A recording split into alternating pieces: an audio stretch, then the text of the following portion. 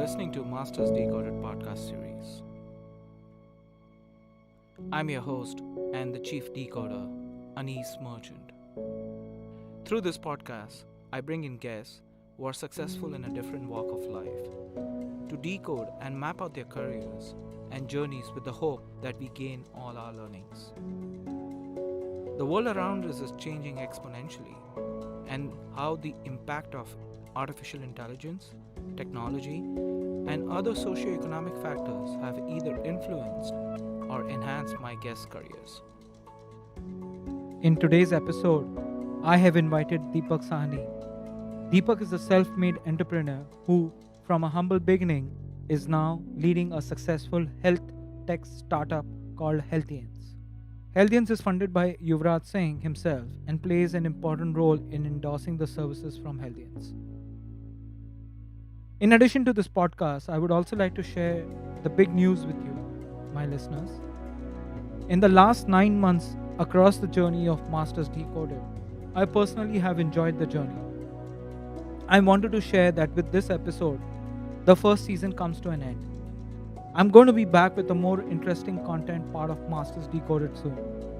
I would like to personally thank you for all the words of encouragement, reviews, and comments.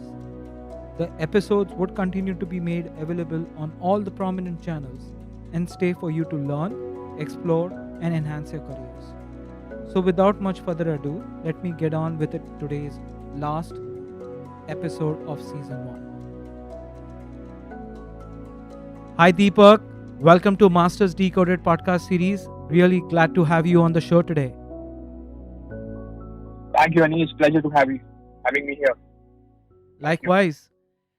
Deepak, the word unprecedented times is being too much used in this last 9 months, and many of us who are at home or, ensuring that we are safe, but this unprecedented has really changed the way your business is. And if you can share how the unprecedented times has really reshaped your business and your career, would love to hear that first. Absolutely. So, yes, as you know, a lot of attention towards health and basically belonging to a healthcare industry. It comes with more responsibilities. It also comes with a lot of challenges. So, I still remember the day, which is 15th of March, when this thing was started taking India. We knew that probably we can get into a lockdown, and it actually happened on 22nd of March, and everything got still standstill.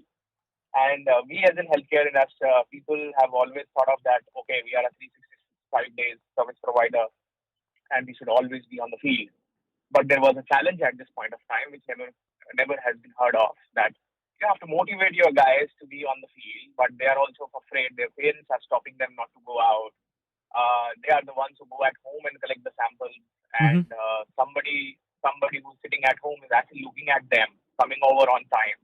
But if you don't go out, you can't tell your people to go out. Mm-hmm. And if you go out, then you know what's the next, right? So that's the first challenge that we faced. And we were able to obviously address that challenge with a lot of motivation videos, things about telling people. I still remember we created a badge. And Mm-hmm. that badge was basically a DP on your phone, wherein you used to write over that I'm a healthcare worker and I have to be on field, right? And everybody pasted their photograph on that, and that's where we started feeling proud of going to the field, even if they are at a risk. Started from there, realized that there is a lot of logistical issue. There is a ban. You can't go out in the field. You need special passes. Mm-hmm. Getting that worked out, it took about a week or 10 days, and a lot of problems. On ground situations were very, very bad. A lot of people were stopped by the police at that point of time. They were not able to reach places. People carrying samples were not able to reach at the lab. Saw this in and out. Used to be there from a 5 a.m. to a midnight, Wow. addressing these kind of issues and understanding, but we never stopped. I think for me, a work from home only happened from 22nd of March till 30th of March, Mm-hmm. 18 days. And from 1st of April onwards, I've never been at home because I've been going office to make people feel that actually it's working and we are healthcare people and we have to be working 365 days no matter what the situation is. And business from there has actually changed because a large amount of population who used to actually go to the hospitals, clinics, collection centers for giving their blood samples Mm-hmm. actually could not go out because it's not allowed Yep. during the lockdown. And even now, after the lockdown, when the things are even normal, people doesn't want to go out. They won't want to risk themselves going to any kind of a healthcare facility Yes. until it's too much of an emergency. So I think the awareness that we were trying to spread out, that we are at home convenience business and we want to come at home, was definitely taking a lot of push from our end before somebody understands it, has actually now started happening of its own, of itself, right? Yep. So people have understood this, that if you want a safe and hygienic home sample collection, then there are not too many out there who can actually provide you a transparency, tech, and a kind of a complete visibility and reliability of doing the sample collection at home. Mm-hmm. And that's where we see a large surge happening in. And we've actually seen 120, 130% growth from our peak level. Wow. And we are trying to address that. So it is in the last way has changed the business, how people think, and their attention towards health is going to actually now increase more in the next 1 decade. Mm-hmm. So, talking more about, and something which caught my attention right now, uh, and I know that is not how you started your entire entrepreneur journey. You said you're a healthcare professional and you have to come to work, but you're not by design, by background, a healthcare profession. You had your first company at a very young age, which was completely different than what you're currently doing. Is that correct? Absolutely. And what was that company all about, and what were you doing then?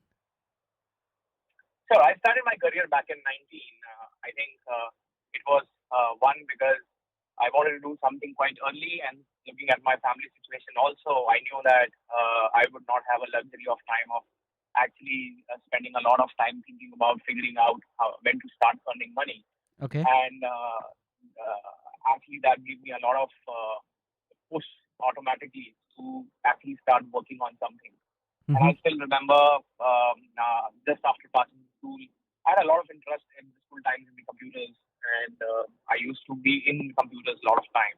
Okay. And I did my hardware engineering, and I started doing my computer assembling business at the age of 19. Okay. And at that point of time, this is year 2000, 2002 kind of number, where the computers are still having a very, very high margins, and you can assemble and put in your own brand and sell those computers at a maybe 25, 30,000 margin, Mm-hmm. which probably after 2002 or 3 got dropped down to 2,000, 3,000 rupees, right? So Mm-hmm. that market crashed at that point of time.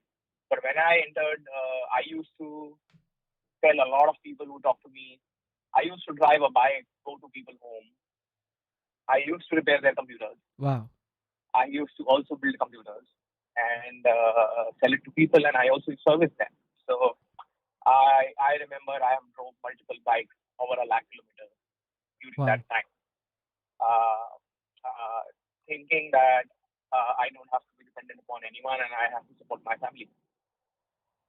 So that's where the journey started. And when this market crashed in 2002, 3, I didn't let it go. And I was remaining with some 5, 6 computers, which I actually bought back from people. I Okay. thought something has to be done from this only because I can't let this inventory go wasted at that point of time because you don't start your business. Then I remember I took a 2 lakh rupees loan from a bank and started IT tech company. And that was at that point of time, a lot of web was coming in, Mm-hmm. and people were new into how the web, IT, application work, and all that stuff used to happen, like SEO and everything. Yep. So I used those computers to hire a web designer and started learning myself the software side of it. Simultaneously, was completing my BC and MCA both during those years. And it actually originated my interest from a hardware towards software. And I started my tech IT business back in 2003 Wow. uh, with just 4 people, Okay. a loan of 2 lakh rupees, which was very hefty. I still remember the EMI was still 6,000 rupees, and it was a very heavy amount for me. And then it went from 4 people to around 300 people. Hmm. It went from one small city to India to Dubai to US to Thailand, and about 300 plus. So what we did in 2003 when I started, I I met with a couple of doctors in 2004. We came from abroad to India, and they knew a little bit of a technology and were very good, renowned names in this field. Mm-hmm. And they told me that, can you do something for us? Because we don't want to advertise ourselves, but we want to promote good ethics practices. Okay. And I realized that this is an industry wherein they don't understand technology, and technology does not understand healthcare. Mm-hmm. I can bridge this gap. And working with them 2 years actually originated a lot of my interest. So I still give a lot of kudos to credit to them on originating that interest in me. And I started becoming passionate about integrating healthcare with technology. Hmm. And by 2005, this IT business became digital IT business, digital healthcare business. And we were only serving healthcare people. And from 2005 till 13, 8 years, we served around 300 plus hospitals worldwide, Wow. around 600 plus doctors, some 400 plus clinics, and a lot of other healthcare pharma companies. So we became you can say, a monopoly in terms of IT healthcare digitization during that time. And there was a lot of learning. There was a lot of turning points. I represented India in 2005, 6, 7 in US 3 years for a medical travel business. Hmm. And again, my IT business helped me to integrate with a US-based company and represent India as a destination there, which was a turning point again in the healthcare space, in building those contacts that I have and working with lots of top chains of hospitals and CEOs and learning from them, understanding the space. That was a start of how I got into healthcare and how I spent about 8, 9 years understanding it in and out. It's an amazing journey how things took you from a simple computer management setup to being into a healthcare. Did you plan for this when you I know you started working because you wanted to support your family, but getting to being a CEO, was that always a destination or a dream you wanted to be at? I think there was no very specific. So, see, there are two things. When you have a luxury of money, Mm-hmm. you have a luxury of planning your steps, Yep. right? Mm-hmm. When you don't have a luxury of money, you have only one thing in your hand is to work hard and keep going, right? And Very you well can't said. stop. Very well said. So you can't decide that tomorrow you land up to be a CEO of a company or a manager of a company or maybe a tycoon. Hmm. But if you go with that expectations, I think that expectations are wrong. What I did is I worked really, really hard in everything that I did. For me, going to people houses and doing a computer repair was not a small job Mm-hmm. because it was paying me. And today, whatever I'm doing, it's also not a small job. So everything for me is an entrepreneurship, and I chose that whenever the opportunity came my way and gave it my best. Very well said, Deepak, and it's a great learning based on what you've just said. When adversity strikes in, you basically have to take actions what is right and during that time. And talking about adversity, and I have done a little bit research about Healthians. There are some very innovative things which you all have done in the last 9 months. Whether it's using a lot of technology, processes, people practices, and even Healthians as a process has very innovative way of engaging with patients or customers in a very different way. So how all of this came about? Whether it is I know y'all are using robots to scan a temperature. You have set up some innovative ways to manage the sanitization or taking the test. Y'all have set up camps as part of it. So how all these ideas came about and integrating technology as part of the entire process? Yeah, I think you rightly said. I think a lot of innovations happen when there is definitely an adversity, and specifically entrepreneurs are meant for actually working with the resources that they have, and within that resources create something that is meaningful. Mm-hmm. I think that's a learning of life, and when you have those learnings with you and such opportunities comes in place, rather than sitting at home and thinking, no, you have got some position in life, why to risk in your life and go out and do something which is not in your purview. Mm-hmm. It was important for us to actually say that we are a young blood, young company. People have a lot of hopes from us, right? And we are not like we're not like somebody who's listed on a stock exchange and probably can survive this out and does not need to also come in front, and nobody will sell that it's not a brand because it doesn't came in front. Yep. So I think that was some thoughts which actually led us to front end the entire thing. And we started actually in the week of 15th of March itself. I sent in a lot of proposals to the government, and this was just out of the curiosity in terms of telling them that if this is hitting India, then how are we prepared and stuff like that, and how a large manpower of my people who are very very trained can be prepared for handling such situations. And even if we don't have a work in during this particular time, we can actually lend this manpower to a government so that they can do something for them. Mm-hmm. And I would appreciate that the government has actually seen those letters, sent it to multiple governments and state governments, and we got a lot of calls that what all you can work, and they have called us to give some presentations and ideas. Mm. And by mid of April, we were ready to launch the first drive-through collection center, which was first time in India in terms of collecting the blood samples. I think the first one actually came in Delhi, and we started the first one in Gurgaon, which was to collect COVID samples while you are driving the vehicle, right? So you drive the vehicle, you come into this particular collection center, you stay in your car, and we can actually collect the samples, which can be done without using much use of a PPE at the same time. It is also very, very secure because you remain in your car and it doesn't actually get into spreading virus because going to each home was not possible. Mm-hmm. Secondly, we launched three more solutions like this. We launched the personal kiosk wherein a person stays. Because if you know, initially there was a lot of shortage of PPE. So the Yep. innovative solution that was required was how can you collect more samples while not using that number of PPE, right? And Mm-hmm. that was only possible if the person who's collecting does not get in a direct contact with the person for him he's collecting the sample for. Otherwise, it is important to control to change the PPE for each sample. So we created a whisk kiosk which basically had glass in the front of it and a complete negative pressure room along with the HEPA filters and stuff like that. So the person stays inside that booth, takes his hands out Mm. with the gloves and then collect the sample. And he could do probably 300 to 400 such samples from one single booth in a day. So we launched these in a lot of cities like Bangalore, complete Haryana, Delhi, and other cities, and gave it to government. Mm. And with our support, there is definitely some organizations that came in front who funded us and gave us the specific grants and money to obviously push this as much as we can. And we use that particular money in obviously providing such solutions to people. Post that, we also created a mobile vehicle because we knew if there is a red zone, how does the people have to people cannot come out of that red zone. If they're coming out for getting the test done, then also they're spreading the virus.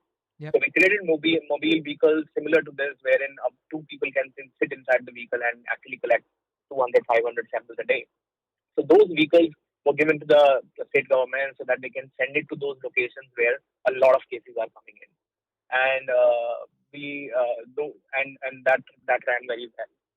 Post that, we also, once this lockdown started to open, we thought our responsibility also is to restart, right? And as we know, economy, healthcare, these are all the industries that you're working with. So there is a responsibility that you have. So for restarting those particular things, we launched a service called Cop Shield and Med Shield. Mm-hmm. The Cop Shield was a corporate product which basically offered an entire sanitization with training awareness for HRs and getting the office ready and making it work safety, making it safe for the manpower to come back, Yep. and giving them a work safety certificate and doing their audits to help them understand that what are those norms that they have to follow. How can they bring in confidence in their employees so that they can start coming to the office? Mm-hmm. And for MedShield, what we did is we understood that healthcare industry is also, while we from outside we see that there is a lot of attention towards health, but we knew that the entire healthcare industry actually is not on COVID. It's basically was more of OPDs, people coming and getting themselves tested or doing elective surgery. So all of that got stopped. And a lot of clinics got shut down because the doctors were not opening those clinics because of COVID issues. Now, when they wanted to restart, people are not coming to those clinics. So those businesses got stuck, and a lot of people working in those organizations were actually sitting at home. Mm-hmm. So we launched this complimentary service of reactivating those clinics by providing similar sanitization, activation, awareness, posters, getting that ready for patients to come in and making sure that if even if the patients are coming with any kind of thing, so there's at least a confidence being given to a lot of patients that this place is safe Mm-hmm. and you can use this place. And we created videos which doctors could actually send into their patients and reactivate their clinic. So we didn't charge any of those. We actually reactivated around 400 such clinics in total Hmm. by providing this free sanitization service. While we don't have any association with that, but they're a part of our industry, so we activated those. So such many of such initiatives were taken at that point of time, and I think the actually this is unprecedented. Both your health Mm-hmm. and what gives you a more satisfaction. What some of the key things that we actually kept in mind while doing. Wow, that's great to hear. Just building on this and something which you mentioned earlier as well, you spoke about when this entire pandemic started in March, your own employees were having reservations about going out in the field. And even you started going back to work from March 30th to back to office. How has family supported this entire endeavor? Before pandemic, I'm sure it would have been different, and during pandemic, it would have been different. And it's not just your family; it's your employee families as well. How has that entire process or that support ecosystem has evolved and helped you enable where you are today? I think again, I think it is built in from a lot of trust that has been going because people are associated with the company from long, but it wasn't easy at all. We didn't knew how it's going to work, right? We didn't Mm-hmm. knew when are we going to stop. We didn't knew if tomorrow we are going to get a mail from 100 people saying that it's not possible for us to work, kind of thing. We didn't knew anything, so it was just that we realized first how do we ensure the safety of our own people, Mm-hmm. and we took some actions related to that. So, first thing first we did is we always, because of our field staff, we always offer an accidental insurance to them. But the first thing that we did on the 1st of April itself is offer them a health insurance. Mm-hmm. And the reason for that was that if anything goes wrong, it's not a financial burden on them, right? Yep. And if anything goes wrong in their family as well, there was an option to add the family members up there. So first, bringing in those confidence was important, and making because why do you worry? You worry because if something happens to you, what Mm-hmm. the family is going to do, and obviously it is going to be more expensive. How it's going to turn out? Because at that point of time, being COVID positive is like almost that you don't know if you'll survive or not. Right? Today the Yep. situation is different. We have understood the virus in a better manner. So at that point of time, you're asking somebody to actually risk his life, right? And Yep. how would you do that? So we did a lot of training, and we took about 15, 20 days in understanding the WHO standards, bringing the best of the trainings entailed, um, making sure that the people are adhering to those particular training standards, and how do they really, really ensure and save themselves. So like even the best of the friends or the best of the things, we actually made sure that they're not meeting each other. They are standing at a distance. They are always in the PPE. They have the face shield. They have the mask. They are always in the gloves. And we also tried telling them that while they are working, at least most of them, which are actually staying in very small houses, we told them to shift into a facility that we took, and Hmm. rather than going back to their home, so that they are not actually infecting multiple people at their home. People who have large houses, we told them to try and isolate themselves into their house, and we used to weekly send them at their homes when we know that there is no temperature and they're feeling absolutely fine. Hmm. I think people took it seriously, and to motivate them, the first thing that I did, I still remember, was I went to an office when it was empty, and I shot a video from there, which was almost using my own phone camera, and I Hmm. said that this was the place which was buzzing 15 days back, and luckily it was our new office which actually we took the same year. So, and this new place was buzzing, and but today it is completely empty, right? So, Hmm. but motivated a lot of people through that video, saying that there is an emotional attachment and you'll be back, right? So, Nice. Nice. so that's What? where it What? all started, Hmm. and just after that, what happened is a lot of people started sending me those messages and saying that we are with the company and we are from healthcare. And when I told you we started those badges, Hmm. we spoke and we did an entire, you can say, we did an entire uh, webinar and got everyone on board to understand their apprehensions, issues, what they think, what their family says. Hmm. And at that end of that webinar, we also brought in their family members on that webinar. And I think people realized that there is definitely a lot of people who are ready to go back and start working, but they will actually ensure themselves to be safe and they'll not do anything which actually put them on a risk. And luckily, I can tell you that for about the first 2 months, we had zero case, right? Hmm. And then people started to become normal, that the things are very, very normal. We had initially one or two cases within our team, and then we started controlling. So I think from an 800 people team, we hardly had 8 cases till today Touch wood. of somebody Good. getting infected. Yeah, that's good to hear. It just shows the care which you have for your team, which drives all focus of where things are today for you and for the larger organization, which is heartening to hear. Now, you've been through a very interesting entrepreneur journey, Deepak. You've had a tech background, from a hardware to a software to doing healthcare, software, engineering, digital setup, to being in the forefront of being in the healthcare space. What's next for you? What does the future look like for you? I think, see, it actually depends. I think the like I told you, the priority and the focus keeps changing while you're growing in Mm-hmm. life. And I think there's a lot more to be given here, at least the next decade.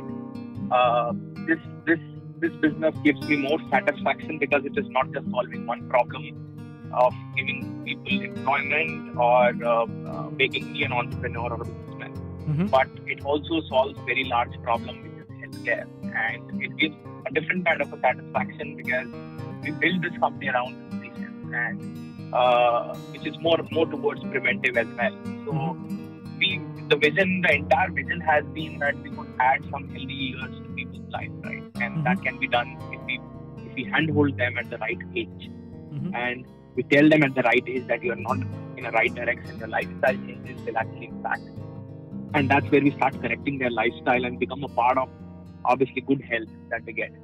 So it gives a lot of satisfaction when you service. When you're in a service kind of an environment, which is specifically healthcare, which is not life. So I think that gives a lot of motivation and kick to remain here and make it reach to every nook and corner of the country. So people have affordable and accessible healthcare. And that's the first motto before moving ahead. But when I look at any kind of a future plans, I think my next ones would be to support entrepreneurs and founders. So when I entered the space, I knew nothing. And I think if you would have read anywhere online, this venture also got 12 rejections before I was funded for the first time.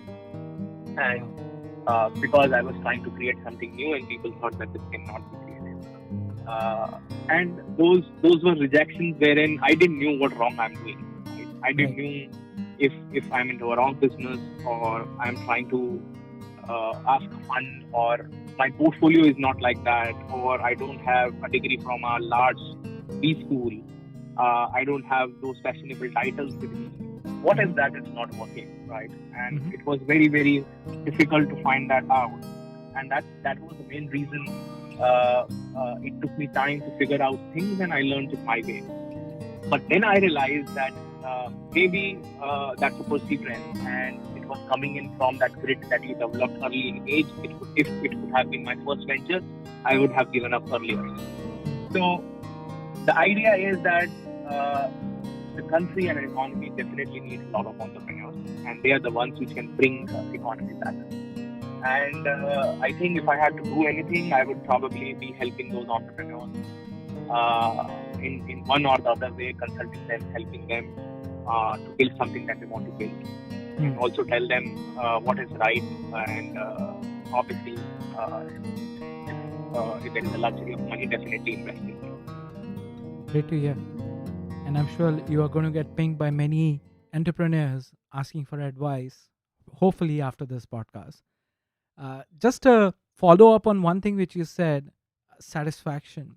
Have During this entire journey of Healthians, have you had a moment which makes you feel proud and feel that yes, I am on the right path. I am living that vision this company was set up for. Yes, there has been, and so I would say multiple times, but the largest one is what I'll say, because when you are in a journey, you realize that you are on a right track for when the company that you're building in for someone comes back to you and tells that he's getting that what you wanted to develop. So in our company, what I do is I do a weekly survey with a lot of my consumers. So if you come in and talk to us this week, Mm-hmm. so supposedly if you come in and try our platform in this particular week, Mm-hmm. so you would probably get my email on a Friday asking suggestions and how did you feel about it and stuff like that. This Nice. was just to make sense, let the consumer understand that I am actually concerned about what they feel, right? Mm-hmm. And uh, so initially, obviously, when you're building the business, there are always a mixed opinions of people on what they like, what they didn't like. But that was inspiration for me to correct things. Mm-hmm. And soon after 2 years, 2.5 years of the service, I still today get an immense number of positive feedback, and I still remember the larger ones in terms of people thanking in who are cancer patients and saying they're saving a hell lot of money because this is affordable. The guy comes at home. I had to get my chemotherapy, and each time the chemotherapy cost also adds on with those test costs, which is very very expensive. Mm-hmm. So this service has really helped us to save a lot of money, and it bless you. And that's where you think that you build something which is actually changing lives, which is helping people out. Okay. And I think also the turning point would also be in 2015 itself. I met UV, right? Mm-hmm. And this was the very start of the journey. We got this first round, and then we were talking about what we are trying to build. Spent about an hour with him at his home, and at the end of that hour, he said, "No, you just don't have my money, but you have my sweat. You have my Wow. complete support with you because I want to do something for preventive this thing because I understand how preventive healthcare helps or doing something preventively helps in diagnosing a disease." And I think that has been a lot of support and also a turning point for a brand as well, which gets that kind of a support. It's also one of those moments where you realize that actually you are on a right track where a lot of people want to support you. Yeah, and having a cricketer who's loved by the nation, even though he's no longer playing, but people still remember his, I would say, his tenure with the Indian cricket for a long, long time. And I think Absolutely. he's somebody who's also been a survivor and has seen the hardship specifically himself. And he aligning to this brand is a big testimony to the effort which you're putting in as well.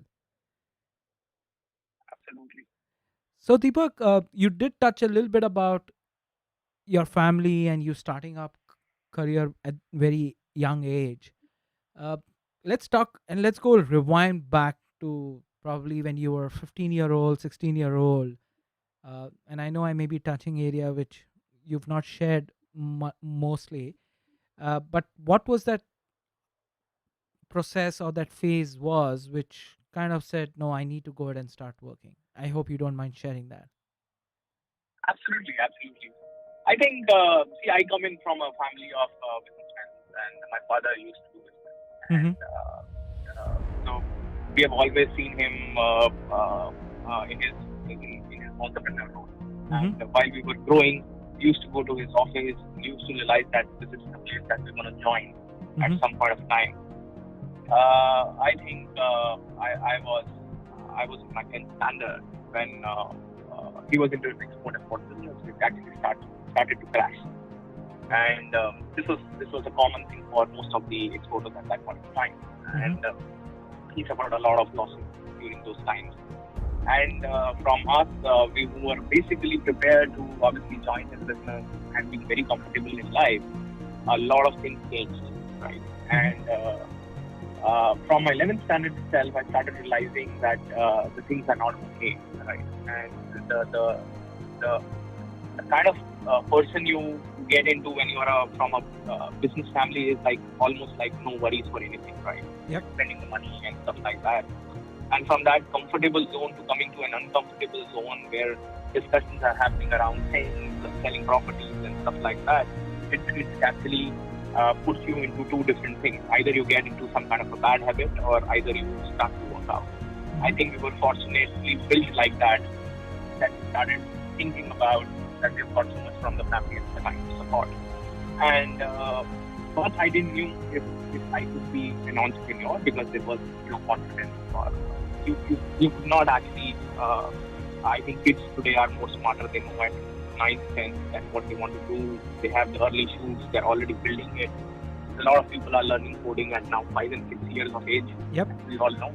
Mm-hmm. But there was nothing like that out there, right? So it was a very comfortable thing that we'll have sufficient time to plan our life, and probably another 5, 7 years. Mm-hmm. But that turned out, started out in a year's time into that you have to actually do something and plan something just after you're out of school, right? Mm-hmm. And so taking that as a hint, I think the mind started to prepare. And the discussions with friends used to be about what they wanted to do and stuff like that. And I still remember during my farewell to school, my teacher gave me a title of saying somebody who has the qualities of leadership. Wow. And I didn't knew that, but she somewhat saw something into me, and that card I still have from her, which is because they used to give a title to everyone, and I got this particular title, the person who has qualities of leadership. I think that somewhere in me created something that maybe she has shown. And as your teacher, they can actually visualize it, and probably would have seen something in me and then gave me that title. And that gave me a confidence. And when I asked her that why she gave this particular title to me, then I realized that during our fest, one of those fests, where in the school used to ask people to come in and put some booths and do something, right? Mm-hmm. And a lot of people used to put that booth to make some amount of money and enjoy during the Diwali fest and the Gangi fest and kind of stuff. Yep. And I, along with my friends, went to the principal of the school and said, we want to put a booth of a DJ. And they were saying, DJ? We only put booths for games and stuff like that. Why do you want to put booths of a DJ? Because the people want to enjoy and this and that, and we will make a kind of a circle where they will come inside and we'll charge them some fee and then they can dance. They said, but we'll not charge you something which is normal. We're going to charge you double of what we charge for a booth, because we have never done this. And then you will have to arrange the DJ and everything.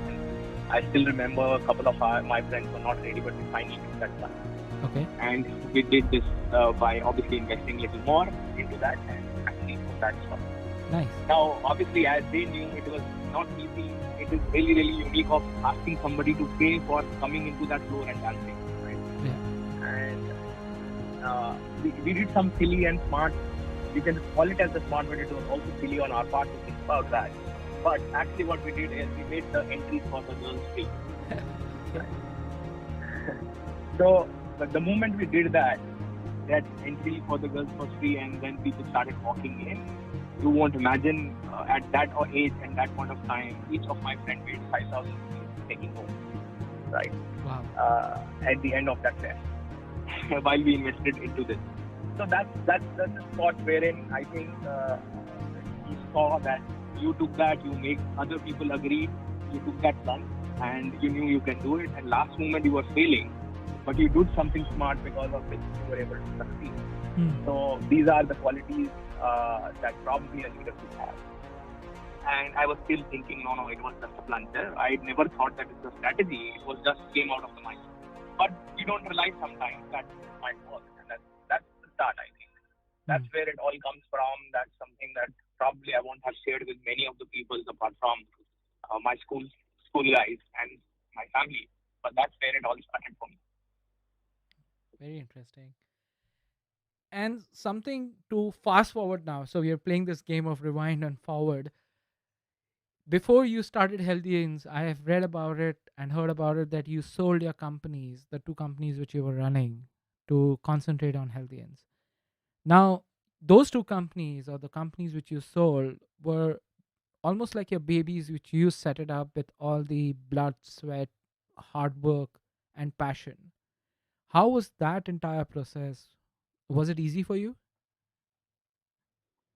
It wasn't easy at all. I think when you develop something, but what I learned, again, coming back to the need and the opportunity out there is uh, businessmen and people are always emotional about their business, Mm-hmm. right? But in sometimes when you are really, really emotionally attached and not able to make a difference between a scalable business and a non-scalable business, Mm-hmm. then you actually hinder your growth. And I particularly feel that the business age is limited to probably 9 years if you are Okay. not doing something, if you don't have a monopoly. Either you make a monopoly in 9 years or you shift the business because the business becomes old Hmm. and new people who are not into it from a long time. Because when you are into a business, you can't see what's happening around you. You are only doing what you're doing because you are completely into it. But somebody who comes and sees that business as a new business and tries to disrupt it, he becomes more successful than you are in less time than you. So it is very, very important, and I realized it, and I saw that even if it is a very, very difficult decision, but it became easier for me because I shifted a lot of people who were actually working for me in a company Mm-hmm. with me into my new company, and that gave me a lot of satisfaction that I'm letting the business go. But those people who actually trusted in me is getting to work with me for a longer time, and they are better. So I always ensured that they are actually doing and progressing in life than leaving them behind. Was one of the motivation which made this decision little softer and easier for me. Okay. That's good. You have been taking care of people, and I do see you've been taking care of your customers, your people, and it.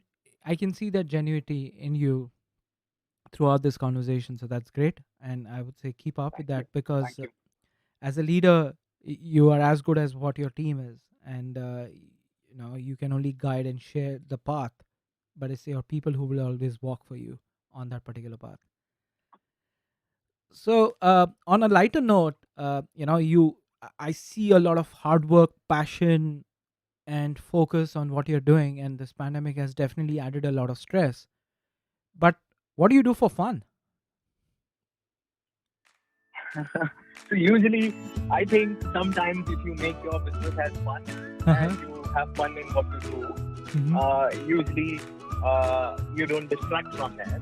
But Okay. yes, definitely once in the initial days, going to the office and solving problems used to be the fun.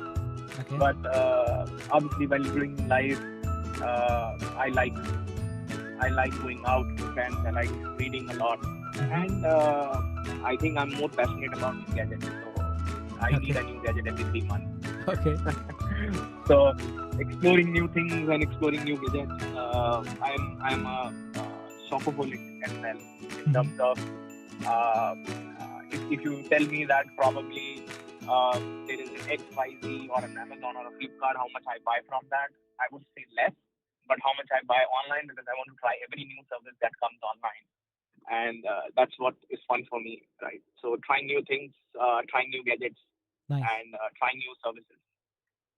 So, which is the latest gadget you've bought? I got a bamboo book for myself, which basically converts everything that I write into textual format, and all that I have to do as a product design or tell somebody is makes it easier for me to write in and immediately send it from my system. So I'm liking it right now. So I'm doing more work on a bamboo book than my phone. Nice, nice, nice. Great. I think this has been a fun conversation, Deepak, and I really appreciate you taking time out. Best of luck with Healthians, and I hope you're able to create and drive more impact to health of all individuals in India with the vision which you Thank you. have. Thanks a lot. It was a pleasure speaking to you. Spoken from my heart, and it was more from how you asked those particular questions than I was able to speak. So thanks a lot for giving me an opportunity. No, likewise, and thank you for being honest and speaking from your heart. Thanks. Thanks. Thank you for listening in. And we close yet another episode of Masters Decoded. If you've enjoyed the episode, please, you can help us out by sharing it on social media. I would personally appreciate that. It's how we can reach more listeners, and the more listeners we have, the more awesome guests I can get in touch and convince to participate in these conversations that are a joy to have for me, and I hope they are a joy for you to listen as well. You can also help a lot leaving reviews on iTunes or your podcast service of choice. Reviews are surprisingly helpful in supporting the podcast to get to more listeners. If this episode has intrigued you, I would request you to subscribe to the podcast to stay up to date and get notified to the future episodes. With that, I bid you and see you in the next episode.